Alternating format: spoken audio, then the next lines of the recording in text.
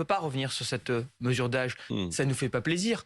On sait bien que c'est une mesure impopulaire. Mais à un moment, il faut dire la vérité. Il faut travailler plus longtemps. Sinon, qu'est-ce qu'on fait?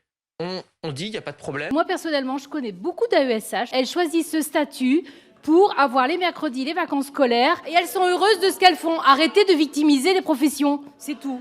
La vie est faite de choix. Cette sortie du ministre de l'Intérieur, Gérald Darmanin, hier, est-ce que c'est pas la meilleure manière de mettre de l'huile sur le feu dans le débat? Gérald Darmanin, il vient d'un milieu populaire, il a grandi dans le Nord-Pas-de-Calais. Il connaît bien les classes ouvrières, il connaît bien toutes ces femmes et ces hommes qui se lèvent tôt, qui ont des métiers pas faciles. Mais qui ont le sens de l'effort. Aujourd'hui, on a un parti, la France Insoumise, qui a un projet de société, qui a un projet sans travail, qui a un projet sans effort, qui bordélise l'Assemblée nationale. Donc nous, on s'oppose à ça, évidemment. On est dans une logique de dialogue. On peut pas revenir sur cette mesure d'âge.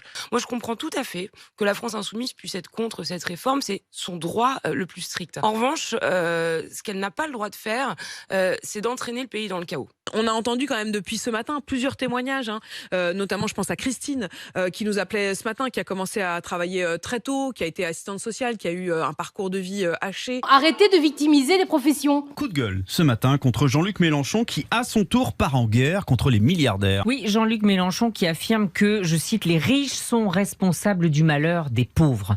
C'est très grave, c'est quasiment un appel à s'en prendre aux riches. Il dit, les riches sont des parasites.